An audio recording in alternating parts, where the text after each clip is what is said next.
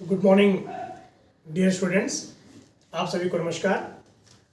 आप बच्चों के लिए मैंने पिछला जो इंग्लिश ग्रामर का एक टॉपिक का वीडियो बना के भेजा था, एक्टिव पैसिव पार्ट 1, जिसमें एक्टिव पैसिव के बेसिक रूल्स के बारे में बताया था। आज मैं एक्टिव पैसिव पार्ट 2 यानी उसके आगे के रूल्स आपके लिए लेके आया हूँ। एक्टिव पैसिव पार्ट 1 और पार्ट 2 का वीडियो आप देखेंगे, उनमें बताए रूल्स को आप पढ़ेंगे, कहीं नोट कर लेंगे और फिर अगले वीडियो में मैं एक्टिव पैसिव पार्ट 1 और पार्ट 2 के एग्जाम्पल्स सॉल्व कराऊंगा, जिससे आपको अच्छी अंडरस्टैंडिंग हो जाएगी। आप मेरे वीडियोस को लाइक करें, सब्सक्राइब करें और प्रमोट करें, जिससे मैं आपके लिए नए नए वीडियोस लेके आऊँ। तो आज हम एक्टिव पैसिव के दो बहुत इंपॉर्टेंट रूल्स हैं जो पिछली क्लास में मैंने नहीं बताया था, वो आज आपको बता रहा हूं। रूल 1, जो पहला रूल है वो क्या है? इंट्रांजिटिव वर्ब्स, यानी जब आप एक्टिव से पैसिव बनाते हैं तो यदि उस वाक्य में इंट्रांजिटिव वर्ब आ गया है तो ऐसे वाक्यों को, ऐसे सेंटेंसेस को आप एक्टिव से पैसिव में नहीं बदल सकते। ठीक है, तो यदि एक्टिव से पैसिव आप बना रहे हैं और बनाते समय जो सेंटेंस दिया हुआ है उस सेंटेंस में जो वर्ब आया हुआ है यदि वो इंट्रांजिटिव है तो वो एक्टिव से पैसिव में चेंज नहीं होगा। अब बात ये आती है कि इंट्रांजिटिव वर्ब होता क्या है, इंट्रांजिटिव वर्ब किससे कहते हैं। जब मैं अपनी वर्ब की क्लास लूंगा और का लेक्चर लूंगा तो उसमें बहुत डिटेल से आपको वर्ब के जितने भी फॉर्म्स हो सकते हैं, रूप हो सकते हैं, काइंड्स हो सकते हैं, सब बताऊंगा और वहाँ इंट्रांजिटिव का भी जिक्र करूंगा। लेकिन अभी इन शॉर्ट आपको इंट्रांजिटिव वर्ब क्या होता है वो आपको यहाँ समझाते हैं। It is a verb that does not take a direct object. It is a verb यानी इंट्रांजिटिव वर्ब, अकर्मक क्रिया, एक ऐसी क्रिया है, जैसे इसका नाम ही है ना इंट्रांजिटिव, अकर्मक, ऐसी क्रिया है जिसमें इसका कोई डायरेक्ट ऑब्जेक्ट नहीं होता है।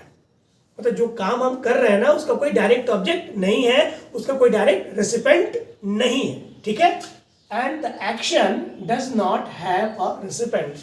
जो एक्शन हम कर रहे हैं उसका कोई डायरेक्ट रेसिपेंट नहीं है। जैसे मान लीजिए मैंने कोई चीज दी, मैंने कहा I give you this stick, और आपने कहा मैंने इसे लिया, देना और लेना, तो दिया तो आपने उसे लिया, तो आप क्या है? रेसिपेंट है। I am the giver and you are the receiver. मैंने पढ़ाया, आपने पढ़ा, I am the giver and you are the receiver. तो जो एक्शन मैं कर रहा हूं, जो कार्य मैं कर रहा हूं, यदि उस कार्य को किसी के द्वारा रिसीव किया जा रहा है तो वो तो ट्रांजिटिव है। लेकिन कोई ऐसा काम हो जिसका कोई डायरेक्ट रिसिपेंट ना हो, कोई डायरेक्ट रिसीवर ना हो, कार्य तो किया जाए लेकिन उस कार्य को प्राप्त करने वाला कोई डायरेक्ट ऑब्जेक्ट ना हो, डायरेक्ट रेसिपेंट ना हो, तो उसी को हम इंट्रांजिटिव वर्ब बोलते हैं। और जिस भी वाक्य में इस तरह का वर्ब आ गया वो इंट्रांजिटिव होगा, तो उसका पैसिव नहीं बन सकता, नहीं बनाया जा सकता। कुछ एग्जाम्पल्स है, बहुत सारे एग्जाम्पल्स है, लेकिन फिलहाल यहाँ देखिए, जैसे रन, रन जो क्रिया है ये अकर्मक क्रिया है, इसका कोई रेसिपेंट नहीं होता। आप दौड़ रहे हैं, इसका कोई रेसिपेंट नहीं है। डाई, स्माइल, वॉक, ऐसे बहुत सारे वर्ब्स हैं जो ऐसी क्रियाएं हैं जिनका कोई डायरेक्ट रिसीवर नहीं है, रेसिपेंट नहीं है, और इसीलिए उनको हम अकर्मक कहते हैं। और जहां भी ये क्रियाएं आ जाए ऐसे वाक्य पैसिव में नहीं बनाए जा सकते। कुछ कंडीशंस हैं जिसमें बनते हैं, तो वो कंडीशंस आपको मैं अगले वीडियोस में बताऊंगा। ठीक है, अब हम बात करते हैं दूसरे रूल की, जो दूसरा नियम है।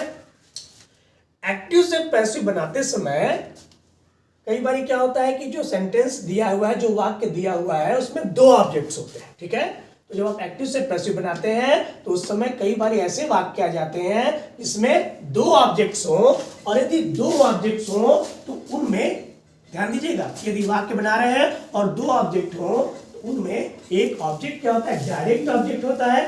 आपकी समझ के लिए मैंने उसको सजीव लिख दिया है, डायरेक्ट ऑब्जेक्ट को आप सजीव कह सकते हैं। और दूसरा जो होता है वो इनडायरेक्ट ऑब्जेक्ट होता है, जिसको आप निर्जीव कहते हैं। कितने ऑब्जेक्ट्स होते हैं? कभी कभी दो ऑब्जेक्ट्स होते हैं, एक उसमें सजीव ऑब्जेक्ट होगा और दूसरा उसमें इनडायरेक्ट यानी निर्जीव होगा। अब बनता कैसे है? तो जब आप बनाएंगे तो एक्टिव से पैसिव बनाते समय यदि दो ऑब्जेक्ट हो, एक सजीव हो एक निर्जीव हो, तो आप क्या करेंगे, जो डायरेक्ट ऑब्जेक्ट है, ठीक है, उसको यानी सजीव को आप उसकी जगह पे रहने देंगे, वहां से हटाएंगे नहीं, ठीक है। वो कहाँ रहेगा, वो अपनी जगह पे रहेगा। जगह मतलब वो वर्ब के बाद ही आएगा, वर्ब के इमीडिएट बाद में वो आएगा, उसका प्रयोग उसके स्थान पे रहने देते हैं, वर्ब के बाद लिखते हैं। और इनडायरेक्ट कहाँ चला जाता है, जो इनडायरेक्ट ऑब्जेक्ट है उसको हम चेंज करते हैं। किसके साथ चेंज करते हैं, उसको हम वाक्य के सब्जेक्ट के साथ चेंज करते हैं। तो इनडायरेक्ट ऑब्जेक्ट को वाक्य के सब्जेक्ट के साथ हम इंटरचेंज करते हैं। आपको पता है ना, पहला ही नियम बताया था, सब्जेक्ट को ऑब्जेक्ट में बदलते हैं, ऑब्जेक्ट को सब्जेक्ट में बदलते हैं। तो ये जो इनडायरेक्ट वाला है यानी निर्जीव है, उसको हम बदल देते हैं और डायरेक्ट वाले को उसके स्थान पे रहने देते हैं, ये आपको ध्यान देना है। और वर्ब और डायरेक्ट ऑब्जेक्ट के बीच में जब लिखते हैं ना, तो वर्ब और डायरेक्ट ऑब्जेक्ट के बीच में पैसिव बनाते समय टू का प्रयोग करते हैं, दोनों के बीच में टू लिख देते हैं। इसको आप ध्यान से समझेंगे। एक एग्जांपल भी मैंने यहाँ लिख दिया है, क्या है, एक्टिव में क्या लिखा है, he wrote a letter to his father, ठीक है, he wrote a letter to his father.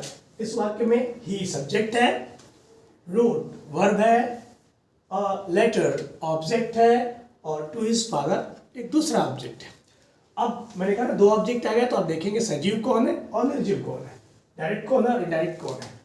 Father सजीव है तो आप पहचान गए आसानी से, आप उसको नहीं चेंज करना है ना। और लेटर क्या है, निर्जीव है, उसको आप हटा सकते हैं। अब क्या करेंगे, जब हम इसको कन्वर्ट करेंगे, बनाएंगे पैसिव में, तो देखिए निर्जीव वाले को यानी लेटर, जो ये ऑब्जेक्ट है निर्जीव वाला, इसको हम सब्जेक्ट की जगह पे ले आए, तो लिखा ए लेटर, ठीक है। फिर हमने क्या किया, पहले तो निर्जीव वाले को ले आए ना, और उसके बाद हम टेंस को बदलेंगे।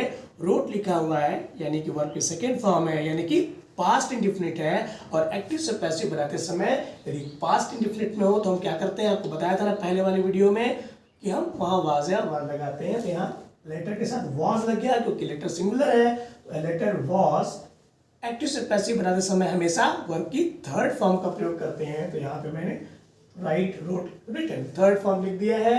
और उसके बाद एक दूसरे ऑब्जेक्ट को हम यहाँ पे उतार लेते हैं, लिख लेते हैं, टू हिज फादर। यहाँ टू पहले से लगा हुआ था तो लगाने की जरूरत नहीं थी, अगर इन केस नहीं होता तो हम टू लगाते।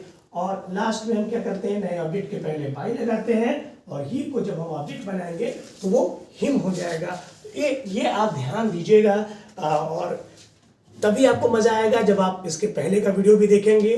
तो आप एक्टिव पैसिव पार्ट 1 अगर नहीं देखा है उसको देख लीजिए, ये देख लीजिए, आप लाइक और सब्सक्राइब करिए। और तीसरे वीडियो में जो अगला वीडियो होगा पार्ट 3, उसमें मैं इन दोनों वीडियोस के संबंधित जो भी रूल्स हैं उनके एग्जाम्पल बनाऊंगा, बताऊंगा, उनको आप जरूर देखेंगे, तभी इन रूल्स की आपको अंडरस्टैंडिंग होगी, ठीक है।